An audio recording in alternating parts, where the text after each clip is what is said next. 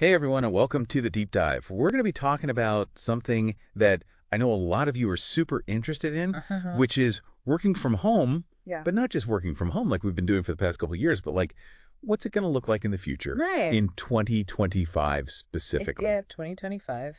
And we've got three really, really cool articles, one from Coursera, one from Forbes, and one from NASDAQ. Mm-hmm. And I think you're going to be surprised by some of the things that we've learned. So Yeah. let's dive right in. So one of the most interesting things I think is that, the pandemic kind of forced everyone to work from home.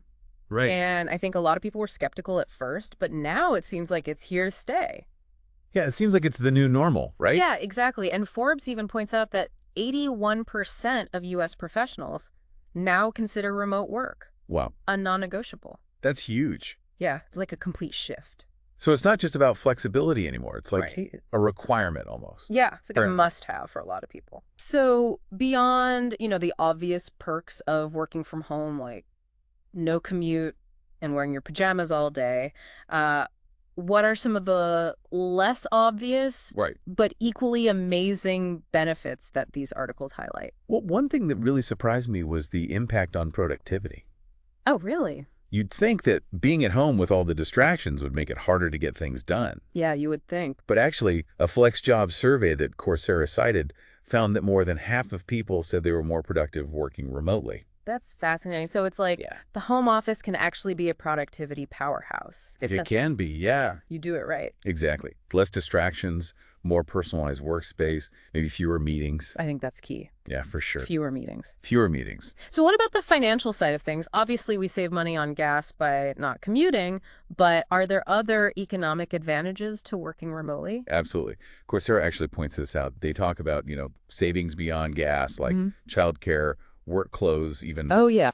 eating out less because you're not going out for lunch every day. It's true. It's like a hidden salary boost almost. Yeah, exactly. Yeah. Like you're actually Yeah. saving money in so many different ways. And then on top of all of that, Coursera also mentioned potential health benefits, Right? which I found really interesting. Yeah, it makes sense when you think about it. Tell me more. More time for physical activity, right? Yeah. You're not stuck in traffic. You can actually go for a walk or hit the gym. Right. Less exposure to office germs. Especially important these days. Exactly. And then you have the ability to create a truly ergonomic workspace. Hmm. Stand up at your desk, take walking meetings, Hmm. whatever works for you. It's like you have so much more control over your environment. Yeah, exactly. You Yeah. can tailor it to your needs. I like it. Okay, so you've definitely sold me on the benefits. Good. But let's get to what I know everyone's really waiting for, the jobs. What are the hottest remote jobs out there right now? Well, the Coursera article has a good list of like 10 well-paying remote jobs, Mm, kind of a broad overview. okay. But I think the Forbes and NASDAQ articles get a bit more specific.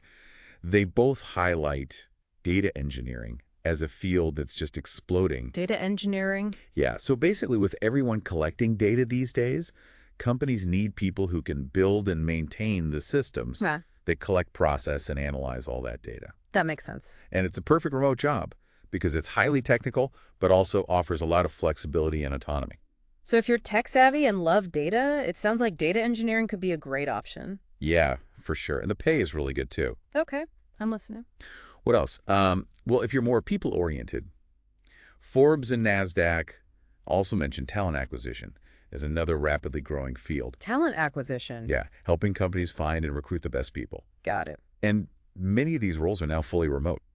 Like a talent acquisition director can make a really impressive salary. Okay, now we're talking. Yeah, sometimes over 38,000. Wow, that's serious earning potential. So it seems like there are a lot of different paths you can take with remote work. Absolutely. And what's really interesting is that it's not just about having the right technical skills anymore. Oh, what else is important? Well, all these articles emphasize the importance of what they call remote work skills. Mm-hmm. Things like communication, self-direction, time management, I see. being able to collaborate effectively in a virtual setting. So it's like a whole new set of skills that we need to master. Exactly. And that's actually what we'll dive into in the next part of our deep dive. Okay, so stay tuned, everyone, because we're going to be talking about how to land your dream remote job.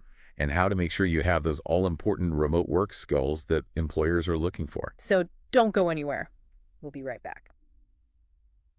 Okay, so we're back, and I'm ready to actually get down to business. Like, how do we find these awesome remote jobs? Where do we even start looking? Well, I think the Coursera article had some pretty good advice on that. Hmm. They mentioned a few websites that are specifically for remote jobs, Okay. like flex jobs, Yeah. just remote working nomads, things like that. Yeah. So it's like you don't have to wade through a bunch of job postings that aren't remote. You can just And go straight it's- to the source. Yeah, it's like a shortcut to finding companies that are already on board with this whole remote work thing. I like shortcuts. Yeah. Now, speaking of landing the job, let's talk about interviews, because I feel like that's a whole different ballgame when you're doing it remotely. Yeah, it definitely is. It Yeah. has its own unique challenges and opportunities. So any tips for acing a remote job interview? Well, Coursera had some good ones. First off, the obvious. Make sure your tech is up to par. Okay. Good internet connection, a clear camera, a decent microphone. You don't want any technical difficulties messing things up. Right. It's like setting the stage. You want to make sure everything runs smoothly so you can focus on Exactly. giving a good interview. And then think about your environment too. Find a quiet, well-lit space where you won't be interrupted. So no kids running around in the background, no barking dogs. Right. You want to create a professional atmosphere, even if you're just in your home office. Yeah. Makes sense. But okay, beyond the setup, what about the actual interview itself? How do we really show them that we have those remote work skills we talked about? Well, communication is key. Hmm. And I mean both verbal and written communication. Got it. You've got to be able to express yourself clearly and concisely, whether you're writing an email or speaking on a video call. So no rambling on and on. No rambling. Be direct. Get to the point. Make sure your message is clear. Short and sweet. Exactly. And be engaging, too. You still want to connect with the interviewer, even if it's through a screen. Yeah, it's like that virtual handshake. You want to make a good first impression. That's a great way to put it. And then, of course, time management and self-direction are super important, too. Because you're basically your own boss in a way. Exactly. So be prepared to give specific examples of how you've managed multiple projects, met deadlines independently, things like that. So don't just say you're good at time management. Show them. Exactly. Give them concrete evidence. Show them that you can handle working independently. I like it. Now, what about those of us who haven't actually worked remotely before? Don't worry, the NASDAQ article actually addressed that. Mm-hmm. They quoted Flex Jobs saying that even if your resume doesn't scream remote, Yeah. you can still highlight transferable skills. Okay, so like what would those be? Well, think about projects where you collaborated with people in different locations, Oh, okay. or maybe times when you had to take initiative and solve problems on your own. I see. So it's about reframing our past experiences and showing how those skills would be valuable in a remote setting. Yeah, exactly. And it's also a good idea to familiarize yourself with the tools and technologies that remote teams use. Like what? Slack, Asana, Zoom, Google Workspace, things like that. Oh, yeah, I've heard of those. Mentioning your experience with these tools can show that you're tech savvy and ready to jump right in. It's like you're speaking their language. Exactly. And speaking of language, don't forget to tailor your resume and cover letter specifically for remote positions. Oh, good point. Yeah. So what are some keywords we should be using? Well, obviously, remote, virtual, work from home, but also things like distributed team. Okay. And then highlight any achievements or projects that show you can thrive in a remote environment. So instead of just saying, I'm a good communicator, we could say something like, I successfully managed a virtual team across 3 time zones. Exactly. Give them concrete examples. Sure. Show them what you're capable of. I'm taking notes. Okay, so we've talked a lot about the individual side of things, but I want to shift gears for a second and think about the companies. Yeah. What are some of the things they need to consider as remote work becomes the norm? That's a really important question. Yeah. And one of the biggest things is the talent pool.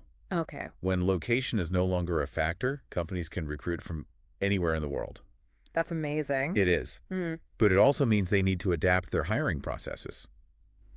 How do you assess candidates from different cultures and backgrounds? Right. How do you onboard and train remote employees effectively? That's a good point. And how do you build a strong company culture when everyone is spread out? Yeah, those are all big challenges. They are, but there are also opportunities to create more inclusive and dynamic workplaces. I like that. And then there's the financial side too, right? Yeah, companies can potentially save money on office space, but they also need to invest in technology and infrastructure to support remote teams. So it's not just about giving everyone a laptop and saying good luck. Right. There needs to be a strategic plan in place. And then, of course, there's the leadership aspect. Right. Managing a remote team is very different from managing a team in person. It is. Communication becomes even more crucial. Leaders need to be proactive about communicating regularly, setting clear expectations, and providing support. And what about building relationships and fostering a sense of community? That's where empathy comes in. Leaders need to be able to connect with their team members on a personal level, Okay. understand their individual needs and challenges, and create a culture of trust. So it's not just about managing tasks, it's about managing people. Exactly. And that's a whole new skill set that a lot of leaders are still developing. It's like we're all learning as we go. We are, but I think it's an exciting time. We're on the verge of a new era of work, one that's more flexible, more equitable, and hopefully more fulfilling. I like the sound of that.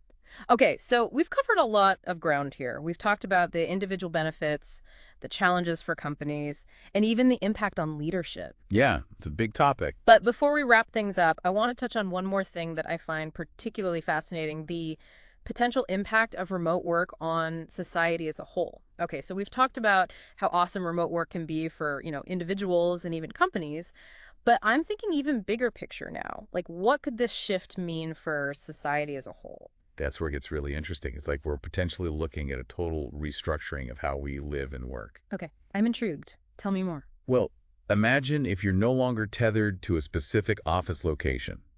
Suddenly, those rural areas, those smaller towns that people may be left behind, they become viable options again. So instead of everyone crowding into big, expensive cities, we might see a reverse migration, people moving out to more affordable places, maybe with more space, more nature. Right. Could revitalize those communities, bring new life and economic activity to areas that have been struggling. That would be incredible. And I imagine it would have ripple effects on everything from housing markets to infrastructure development. Absolutely. And even the environment.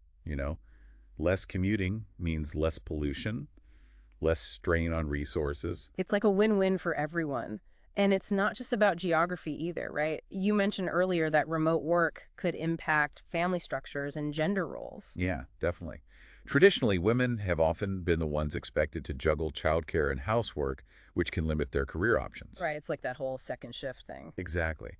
But with remote work, both parents can potentially have more flexibility to share those responsibilities. So dads can be more involved in childcare, moms can focus more on their careers. Right. It could lead to a more equitable division of labor within families, and that could be huge for gender equality. I love that idea. And it could also mean a more diverse workforce overall. Right? Absolutely. If physical location is no longer a barrier, people with disabilities, caregivers, people living in remote areas suddenly have more opportunities. It's like remote work is breaking down all these old barriers and creating a more inclusive world of work. Yeah, exactly. Mm. It's pretty amazing to think about. But of course, we have to acknowledge the potential downsides too, right? Right. What are some of the challenges that come with this shift to remote work? Well, one concern is social isolation. It's easy to feel disconnected when you're working from home all the time. I can see that happening. You miss out on those spontaneous conversations, those chance encounters that you get in an office. Exactly. And it can be harder to build relationships with colleagues when you're not interacting face to face. So companies need to be proactive about finding ways to foster those connections even when people are remote. Yeah, they need to get creative with virtual team building activities, Yeah. social events, things like that. Makes sense. And then there's the whole work-life balance thing, right? Oh, yeah, that's a big one. It can be tough to switch off when your office is in your home. You're always just a few steps away from your computer. It's like that temptation to check emails or finish up one more task is always there. Exactly. And that can lead to burnout and stress if you're not careful. So it's not just about having the freedom to work from anywhere. It's also about having the discipline to set boundaries and protect your personal time. Right. You have to be intentional about creating a healthy work-life balance. And companies need to support that too. They need to respect those boundaries and encourage their employees to take breaks and disconnect. Absolutely. Ugh. It's a two-way street. This has been such an eye-opening conversation. It's clear that remote work is more than just a trend. It's a fundamental shift in how we think about work and life. It really is.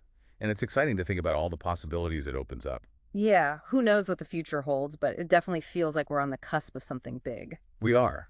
And I think the most important thing is to stay adaptable, to keep learning and evolving as the world of work continues to change. I couldn't agree more. Well, this has been an incredible deep dive into the world of remote work. It has. We've covered so much ground, from the individual benefits to the societal implications. And it's clear that this conversation is just getting started. Yeah, there's so much more to explore. But for now, we're going to wrap things up. So thank you all for joining us on this journey. Thanks for having me. And remember, Stay curious, stay adaptable, and keep diving deep. So that was today's episode of my Side Hustle Weekend podcast. For everyone listening, if you're ready to take action on what you learned today, here's where you can find more resources. First, head over to sidehustleweekend.com. I've put together detailed guides, templates, and case studies. And while you are there, don't miss out on my free newsletter, Side Hustle Weekend. If you found value in today's discussion, hit that like button and subscribe to join our Weekend Hustlers community. Turn on notifications so you don't miss our episodes where we break down more side hustle strategies. Check the description below for all the tools and resources we mentioned today. Remember, everyone's journey starts with a single step. Whether you're looking to make an extra $500 a month or build something bigger, start with what you learned today and take action. So, thanks for tuning in, and I'll see you in the next episode where we'll break down another practical way to grow your income.